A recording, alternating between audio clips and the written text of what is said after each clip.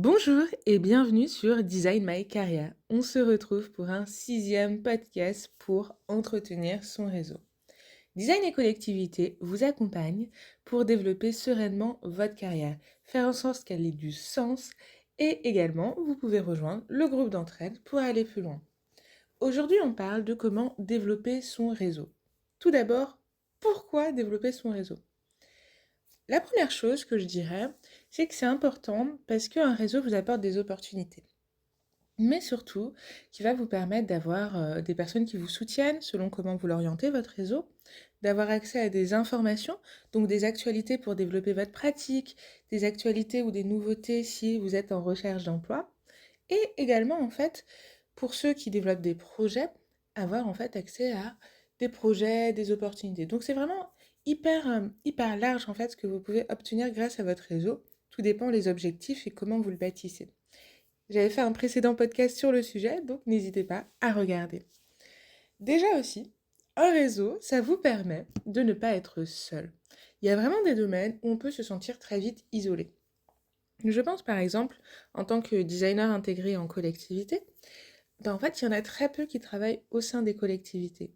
Le fait d'avoir un réseau professionnel, que vous rejoignez par exemple Dessin Public ou Designer Public ou le réseau du design hospitalier, ce sont des exemples dans le domaine en fait plutôt design de services publics et également en santé. C'est intéressant parce que du coup vous êtes plus seul dans votre institution publique ou à travailler sur ces sujets-là. Vous avez d'autres pairs qui ont d'autres pratiques qui rencontrent parfois les mêmes facilités et difficultés et vous pouvez vous entraider. Donc ça, c'est super important. Ça marche aussi si vous êtes entrepreneur, il faut en fait vous entourer, ne pas rester seul dans votre coin. C'est aussi, pour moi, le point que j'adore le plus, c'est découvrir de nouvelles personnes. Des personnes que vous allez en fait découvrir au fil du temps, qui vont se développer en même temps que vous. Vous allez en fait vraiment bâtir une relation sur le long terme. Et ça, pour moi, c'est le plus enthousiasmant. C'est vous dire que vous croisez des gens qui vont être hyper inspirants et qui sont hyper moteurs aussi dans ce qu'ils font. Donc ça, c'est vraiment pour moi ce qui me motive le plus à développer un réseau professionnel. Pour la petite histoire aussi, du coup, moi, je suis Erika. Donc, je suis designer spécialisée en innovation sociale. C'est vrai qu'en fait, quand j'ai débuté ma carrière, mon réseau était pas si étoffé que ça. Je vous explique un petit peu pourquoi. Au démarrage, en fait, quand ouais, j'ai débuté, mon réseau, en fait, s'appuyait plus sur des personnes que j'avais rencontrées dans le cadre de mes études, certains intervenants avec qui j'avais bien synthétisé et gardé contact, mais globalement, c'était ça. J'ai fait vraiment un travail pour l'étoffer, pour rencontrer de nouvelles personnes, que ce soit des personnes que j'ai pu rencontrer via des conférences ou avec qui j'ai développé des partenariats. Donc j'ai fait en sorte de plus avoir un petit réseau, mais avoir un réseau professionnel plutôt fort et bien structuré. Voici 3 questions qui vont vous permettre d'identifier à quel point votre réseau professionnel est fort et dynamique et qui vous soutient vraiment dans votre carrière. Question numéro 1. Si demain, vous avez besoin de demander un service à un membre de votre réseau, peu importe de quoi il s'agit, est-ce que vous avez une personne en tête, 2, 3, 4 ou 5 personnes en tête qui pourraient vous rendre ce service? Et vous êtes sûr que cette personne pourra le faire? On ne parle pas bien sûr de braquer une banque, hein. On parle juste par exemple, vous avez un problème sur l'animation d'un de vos ateliers, vous avez besoin d'un petit coup de main ou quelqu'un qui puisse échanger avec vous ou regarder. Est-ce que vous avez dans votre réseau professionnel au moins 5 personnes qui peuvent le faire ou vous aider? Donc là, vraiment, c'est un indicateur de quanti. Si dans votre réseau professionnel, vous avez pas ou aucune personne qui peut vous aider, c'est que globalement, votre réseau n'est pas assez structuré. Il faut un réseau qui vous soutienne, qui puisse en fait, si vous avez besoin de quelque chose ou d'une information, qui puisse être là. La deuxième chose, si vous avez besoin d'être mis en relation avec quelqu'un que vous ne connaissez pas, est-ce que les membres de votre réseau vont le faire volontairement ou de façon spontanée? Est-ce qu'ils vous apportent des opportunités? Est-ce qu'ils vous mettent en relation avec d'autres personnes? Si c'est le cas, du coup, vous avez un réseau professionnel qui est dynamique et vous avez tissé une bonne relation. Si ce n'est pas le cas, il faut s'interroger. Ça veut dire qu'en fait, votre réseau professionnel, soit vous n'avez pas une relation assez approfondie, assez dynamique, soit au contraire, ça veut dire qu'en gros, les gens sont là plus en mode touriste. ce qui est OK pour certains, mais nous, on veut ici un réseau professionnel qui nous aide à développer une carrière solide et pérenne. La troisième question, c'est si vous avez demain besoin de trouver du travail ou des clients ou des partenaires pour un projet, est-ce que vous avez des membres de votre réseau qui peuvent vous recommander et qui le feront en fait de bon gré en étant, en fait, quand on dit recommandation, c'est vraiment, ils se portent garant pour vous. Donc, ils engagent leur propre personne pour que vous puissiez avoir accès, on va dire, à un partenariat, des clients. Donc ça, c'est vraiment un engagement assez fort. Donc vous voyez, dans votre réseau, il y a différents niveaux d'engagement avec des personnes. Vous avez des personnes avec qui vous partagez de l'information, d'autres avec qui vous pouvez co-construire des projets, d'autres qui vont carrément vous soutenir, que ce soit en termes de relations, valorisation, voire même à titre financier, selon en fait le contexte dont on parle. Et en fait, c'est ça qu'il faut identifier, c'est la nature de votre réseau. On va pouvoir passer un petit peu sur la suite, qui est comment informer. Donc, comment on fait pour informer efficacement son réseau? Parce que entretenir son réseau, ça passe par comment on communique efficacement des informations. À l'ère des réseaux sociaux, c'est vrai qu'on peut beaucoup utiliser les réseaux sociaux pour faire ça. Donc ça fonctionne très bien, notamment LinkedIn vu qu'il est plus orienté d'un point de vue professionnel. Instagram également fonctionne bien si vous êtes plutôt sur de la création visuelle ou que vous avez vraiment un réseau ou que beaucoup de membres de votre réseau sont sur cette plateforme-là. TikTok, un peu plus de doute, ça dépend. Et Facebook, ça fonctionne bien d'un point de vue très local, je dirais. Donc, l'idée, c'est pas de uniquement se contenter des réseaux sociaux. Les réseaux sociaux, vous savez pas toujours qui voit vos informations. Mais c'est bien, vu que ça permet d'animer, d'avoir un petit peu une présence un petit peu en filigrane. L'idée derrière, ça va être de monter le niveau, de vous assurer que quand vous communiquez une information à quelqu'un, elle la voit, contrairement aux réseaux sociaux. Et donc pour ça, vous allez passer par des SMS, WhatsApp ou envoyer des mails de temps en temps à la personne pour lui dire Hey, comment vas-tu? Est-ce que ça te dirait qu'on se prenne un petit temps pour discuter ensemble, qu'on se cale un petit rendez-vous? Ou tout simplement lui partager une information, une nouvelle. Donc ça, c'est super important parce que vous allez de temps en temps dans l'année faire en sorte de vous assurer que les membres de votre réseau vont bien. L'idée, c'est pas de le faire avec tout le monde en permanence, mais de le faire régulièrement. Vous pouvez aussi utiliser les publications sur les réseaux sociaux pour commenter et soutenir la personne. C'est aussi une façon de lui montrer que vous êtes là. Ce que j'aime bien faire, c'est que quand j'ai un membre de mon réseau qui a une bonne nouvelle ou quelque chose de super qui lui arrive dans sa vie, et que je le vois passer sur les réseaux sociaux ou que j'en ai entendu parler de façon indirecte, c'est de lui envoyer un message en lui disant bah, toutes mes félicitations, je suis super contente pour toi. Et voilà. Ou si je sais qu'un membre de mon réseau a besoin d'un appui, je vais faire aussi en sorte de me rendre disponible et de pouvoir l'aider.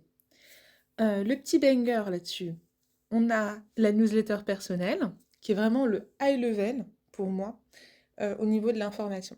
C'est que vous structurez une newsletter, un peu comme le ferait une marque ou une entreprise, en apportant le maximum de valeur, en ciblant bien à quel membre de votre réseau vous l'envoyez, donc vous en avez potentiellement plusieurs, selon la thématique, et grâce à cette newsletter, vous allez transmettre des informations sur vous, sur des actualités, des choses qui peuvent aider les gens. On n'est pas auto-centré. L'idée, c'est vraiment d'identifier qu'est-ce que la personne recherche et de quoi elle a besoin et comment je peux l'aider ou tout simplement lui transmettre une information utile.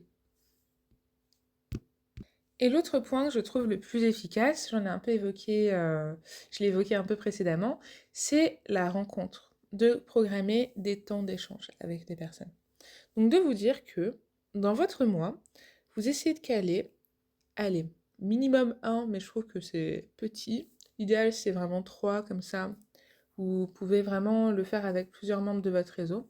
Vous essayez de caler vraiment 3 temps d'échange ou de discussion. Ça peut être 30 minutes, ça peut être en fin de journée, ça peut être un appel ou une rencontre avec une personne de votre réseau.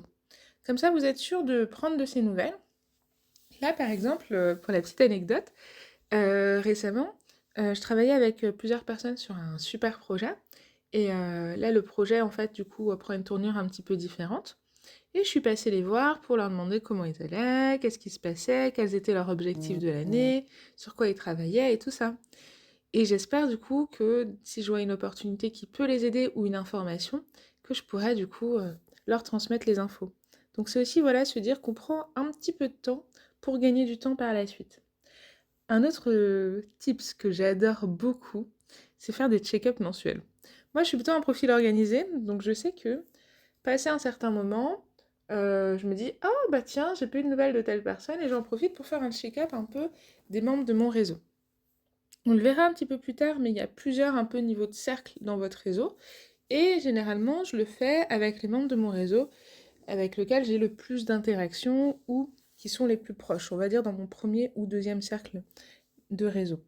Ça me permet vraiment de m'assurer que bah, ils vont bien, de prendre des informations, de continuer de tisser cette relation parce que quelqu'un avec qui vous ne parlez pas pendant un an, c'est plus compliqué du coup derrière d'échanger, d'activer son réseau et tout ça. Donc il faut vraiment se dire peut-être qu'une fois par trimestre quand même, je lui parle de temps en temps, ou 2 fois dans l'année, donc une fois par semestre. Ce que j'aime beaucoup faire aussi, c'est les collègues au travail.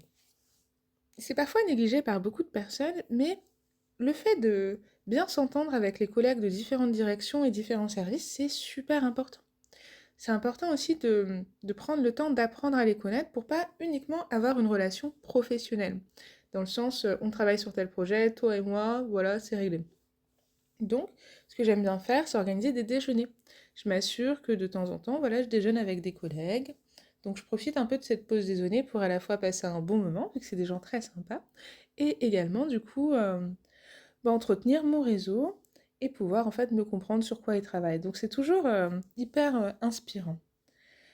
Donc je vous invite voilà, à être un peu dans cette posture toujours de vous demander ce que la personne recherche, voir aussi comment vous pouvez l'aider et également à prendre ce temps pour pouvoir rencontrer les personnes. On va passer du coup sur le deuxième grand point. Comment on fait en sorte de booster son réseau, de l'animer de façon efficace? Donc, ce point-là, pour moi, c'est un des points essentiels. Le niveau 1, c'est vraiment on informe. Le niveau 2, c'est qu'on anime le réseau. C'est que au lieu de simplement échanger des infos, on passe au niveau supérieur. Et on est vraiment une figure de proue qui va faire des connexions entre différentes personnes. Vous n'allez pas simplement être concentré sur j'informe en one-to-one, mais je fais en sorte que plusieurs membres de mon réseau se rencontrent, échangent et interagissent ensemble. Donc, c'est hyper intéressant parce que là, on est sur la dimension collective. Donc, ce que j'aime bien faire, c'est des mises en relation, notamment, dès que j'ai l'opportunité de me dire que, oh, vous deux, je suis sûre que vous allez bien vous entendre, ou que vous avez des sujets en commun. Bim, des mises en relation. Ça consolide votre réseau et ça permet de croiser en fait des personnes qui vont pouvoir travailler ensemble. Et ça, c'est hyper important. Il faut le faire aussi de façon habile, je précise, et pas mettre en relation n'importe qui avec n'importe qui. Il faut vous assurer que les deux ont des intérêts communs ou des sujets sur lesquels échanger, parce que sinon, du coup, certaines personnes peuvent revenir vous voir en mode tu m'as dit d'échanger avec un tel, mais c'était super bizarre, quoi. Donc, on va essayer d'éviter ces genres de choses-là. Ce que j'adore faire aussi, c'est faire des rencontres collectives ou programmer des temps d'échange avec plusieurs personnes. Avec les bénévoles de notre association, ils sont un peu partout en France, on essaye généralement de faire une rencontre par an en présentiel au minimum pour que tout le monde se rencontre. C'est un peu la rencontre en mode convivialité.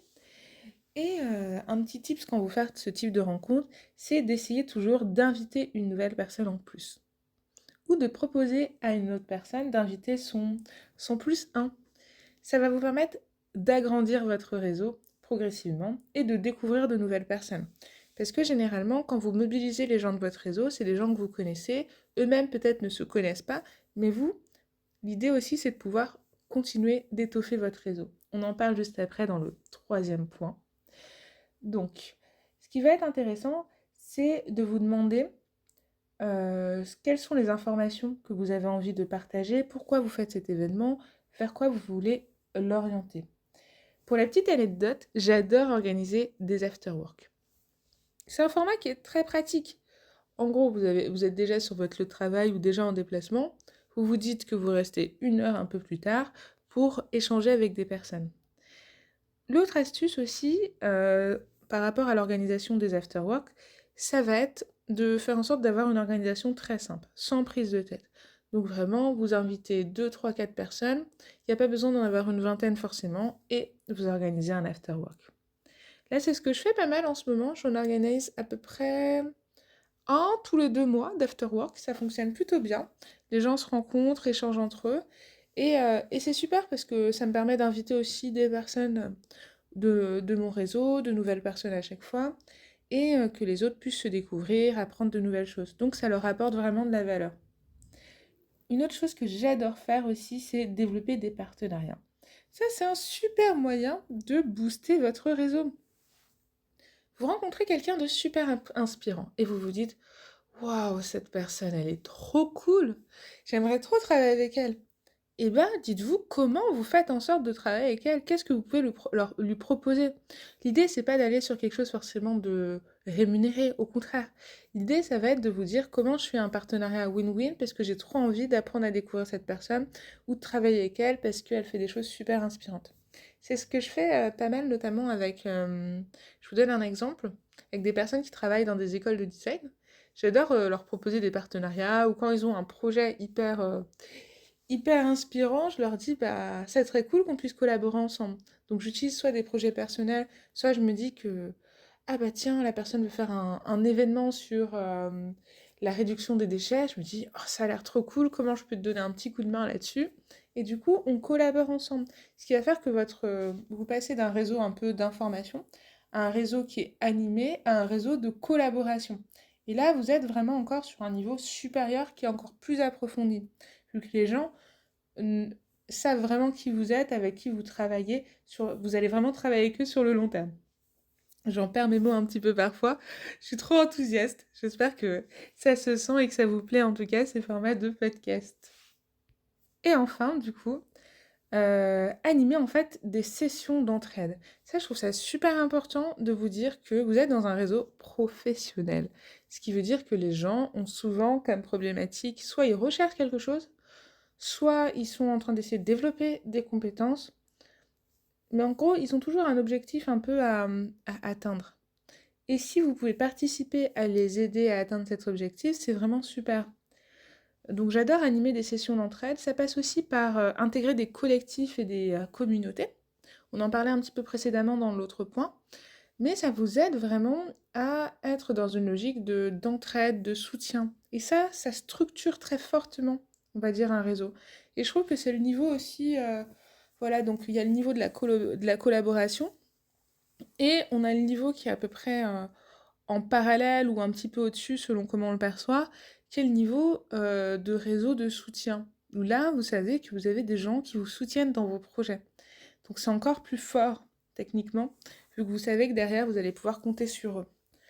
Euh, et un dernier point sur la question de comment on booste et on anime un réseau, c'est vraiment, vous devez vous demander comment je fais en sorte que les gens aient envie de me côtoyer, d'un point de vue professionnel. C'est super important pour moi comme question, parce que ça veut dire que vous êtes dans une logique d'apporter de la valeur, d'aider les autres, et de vous dire que, ok, je suis pas juste inspirante par le travail que je fais, mais je suis inspirante par ma posture aussi et comment j'interagis avec les autres. C'est une petite subtilité, mais je sais pas si vous avez déjà croisé des personnes qui sont hyper intéressantes dans leur travail, mais en termes de membres d'un réseau, bof, sans plus quoi. Parce que dans leur travail, elles sont exceptionnelles, mais dans les interactions avec les autres, c'est plutôt froid, il se passe pas grand-chose. Du coup, il y a une sorte de phénomène de déception un petit peu qui peut arriver. Et pour éviter cet écueil-là et avoir un réseau fort et puissant, c'est important de vous positionner du coup comme une personne qui va être non seulement inspirante par son travail, mais inspirante par sa capacité à interagir avec les autres. C'est un peu tout ce qui est dans l'intelligence émotionnelle. Et les personnes douées pour ça ont généralement un bon QI dans l'intelligence interpersonnelle. Donc c'est en fait ce point-là qu'on essaye de développer. On peut passer du coup au troisième point, qui est comment on étoffe et on consolide. Juste à présent, on a vu qu'on pouvait informer, qu'on pouvait booster et mieux animer notre réseau. Et là, comment on étoffe et on consolide son réseau.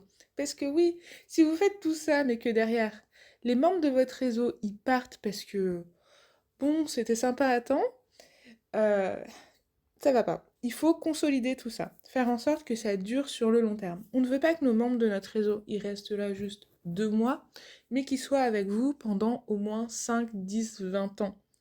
Et là, vous allez voir que derrière, vous allez avoir des personnes qui seront là depuis très longtemps, qui vous auront vu évoluer et aussi inversement, et sur lesquelles vous allez vraiment pouvoir compter. Ça, c'est vraiment les meilleures relations professionnelles. C'est celles qui sont vraiment assez longues et étoffées. Je ne dis pas que les relations qui viennent de se créer ne sont pas importantes, mais si vous réussissez à approfondir la relation avec quelqu'un d'un point de vue professionnel, vous aurez un réseau beaucoup plus fort. Parce que vous aurez un bon mélange entre des nouvelles personnes que vous avez rencontrées et des personnes qui sont là depuis beaucoup plus longtemps. Et c'est un peu ce mélange-là qu'on veut, de la diversité. Donc, je vous explique tout à l'heure que c'est toujours bien d'inviter des personnes en leur demandant d'inviter un plus un ou un ami ou de laisser en fait certaines invitations ouvertes à d'autres. Donc d'être dans une posture d'ouverte, pas hyper sélectif en mode moi je veux qu'il y ait que des designers à ma table, voilà par exemple. Non, soyez ouverts, ouvrez, laissez les autres entrer dans vos événements, participez également à leurs événements. Et ça, c'est vraiment quelque chose que je trouve important. C'est que quand quelqu'un vous propose quelque chose, d'essayer de vous dire, ok, bah ça a l'air intéressant, je vais essayer de me rendre disponible. Vous n'allez pas participer à tout, mais c'est toujours bien d'être dans une posture de soutien aussi pour les autres. Parce que les autres, en retour, en fait, il y a un phénomène de mimétisme, généralement font la même chose.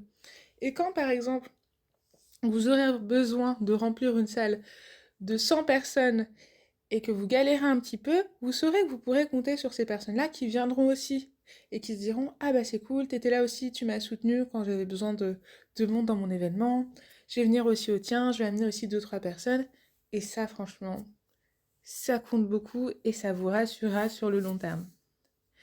Donc, ce qui va être aussi important, c'est de se rendre disponible.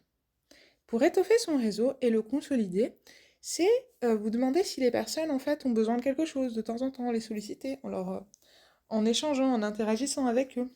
De vous rendre disponible si vous voyez qu'un membre de votre réseau ou que vous l'entendez un peu de façon indirecte vous dit bon bah là je galère un peu pour trouver par exemple une alternance, c'est un peu difficile, et ben revenez vers la personne et essayez de lui dire est-ce que tu as pu faire ça, essayez d'être dans une posture parfois de conseil.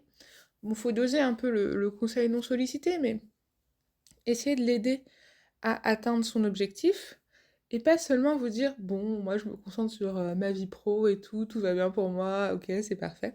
Et même si vous êtes dans une situation où c'est pas toujours évident pour vous, vous êtes peut-être en recherche d'emploi, ça dure depuis 6 à 8 mois, le fait d'être tourné vers les autres va aussi vous amener des choses. Pour moi, c'est un peu un fonctionnement d'un point de vue énergétique en fait. Tu attires ce que tu es. Donc si tu envoies, si tu donnes en fait des choses qui sont positives pour les autres, tu vas forcément recevoir aussi des choses positives. C'est une question de philosophie, mais j'en suis vraiment convaincue. Ce qui va être aussi important dans la structuration de son réseau, on y vient, c'est les fameux cercles.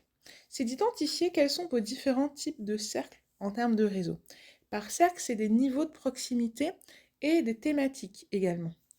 Pour être beaucoup plus concrète sur ce point-là, vous avez par exemple votre premier cercle, qui est un cercle en fait de membres de votre réseau généralement, qui sont aussi vos amis, avec qui vous avez vraiment une relation super proche. Donc eux, c'est en fait un cercle de soutien qui est hyper facile à mobiliser. Les gens en fait sont engagés et ont généralement aussi une relation amicale avec vous. Vous avez après généralement le deuxième cercle, qui est un cercle avec des gens avec qui vous entendez très très bien, qui sont pas encore totalement des amis, voilà, vous allez peut-être pas les inviter à vos anniversaires, des choses comme ça, mais avec qui vous êtes suffisamment proche pour échanger, passer des bons moments, les solliciter. Donc vous avez ce cercle-là. Et c'est des gens qui vous connaissent quand même suffisamment bien pour pouvoir faire appel à vous ou inversement. Donc ça, on est sur le deuxième cercle. Le troisième cercle, ça va être des personnes avec qui peut-être des connaissances que vous venez de connaître ou des gens que vous voyez pas tout le temps en permanence, mais avec qui vous entendez suffisamment bien pour avoir envie de suivre leur actualité et les tenir informés de ce que vous faites également. Et vous avez enfin le quatrième cercle qui sont en fait les personnes que vous venez de rencontrer ou qui sont, on va dire, c'est pas forcément vous venez de rencontrer, c'est plus que vous voyez un petit peu de façon très lointaine, que vous apprenez à découvrir. Voilà, le terme est plutôt celui-ci. Donc là, vous êtes vraiment sur la version très très large de votre réseau. Je parlais aussi tout à l'heure des différentes thématiques parce que vous pouvez avoir la même version de votre réseau, mais en mode, j'ai des personnes par exemple qui sont dans de la facilitation d'intelligence collective. Ça, c'est mon réseau de proximité numéro un. J'ai un deuxième cercle qui est des personnes qui font par exemple du design, d'autres qui sont des sociologues. Et vous pouvez aussi fonctionner par cercle métier ou thématique, ou comme on disait tout à l'heure, identifier qu'il y a des personnes que vous allez plutôt informer, d'autres que vous allez plutôt avec qui vous allez collaborer, d'autres avec qui vous allez les inviter à des rencontres. Et en fait, vous bâtissez un petit peu tout ça de cette façon-là. Il y a différentes façons de le faire. Je pense qu'il faut le faire de façon très, très intuitive sans trop vous prendre la tête. Également, une petite anecdote que je vous partage par rapport à ces différents cercles. Ce qui est intéressant, c'est qu'à partir du moment où votre réseau est assez bien structuré et fonctionne bien, et que vous avez un bon dosage entre faire entrer de nouvelles personnes et maintenir en fait les personnes qui sont déjà dans votre réseau actives et en interaction aussi les unes avec les autres, ça va vous aider à vous faire connaître. Donc on retombe sur le fameux personal branding, donc la communication personnelle. Donc ça aide votre rayonnement et votre posture professionnelle à être perçue d'une façon positive aussi d'un point de vue professionnel. Et ce qui est hyper intéressant, c'est que ça vous aide aussi à vous faire recommander. Moi, j'avoue que c'est assez drôle parce que ça m'arrive assez régulièrement d'avoir des gens soit qui me recommandent ou qui me disent ah merci pour ça ou tiens j'ai laissé je t'ai invité telle ou telle personne du coup à parler avec toi de tel ou tel sujet. Donc c'est hyper intéressant vu qu'après ça fait une sorte de boucle positive qui va auto-alimenter votre réseau où les membres de votre réseau vont vous mettre en relation avec d'autres personnes et inversement, même les gens de votre réseau le plus extérieur vont aussi vouloir faire partie de votre réseau, vouloir vous côtoyer comme on disait précédemment. On arrive sur la fin de ce podcast, donc ce que je voulais du coup vous synthétiser juste ici, c'est vraiment de structurer votre réseau, on va dire d'identifier quel est votre réseau de rêve. Qu'est-ce qui fait pour vous que vous vous sentirez soutenu, épaulé dans le développement, dans votre développement professionnel? Qu'est-ce que vous avez besoin? Donc de vous poser un peu ces questions-là, un peu d'essayer de vous dire après par la suite, ok, comment je le mets en place et de passer à l'action. De commencer par les gens que vous avez en proximité avec vous, parce qu'il n'y a pas de petit ou de grand réseau.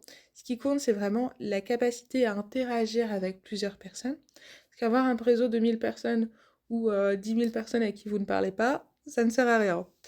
Par contre, avoir un réseau où il y a 100 personnes avec qui vous interagissez bien, et ben votre réseau est vachement plus fort. Donc, c'est pas une question d'échelle, c'est une question d'interaction. Donc, bâtissez quelque chose qui vous correspond, qui vous fait envie. Et surtout, si vous avez besoin d'un petit coup de main pour la suite, n'hésitez pas à rejoindre le réseau d'entraide de design et collectivité.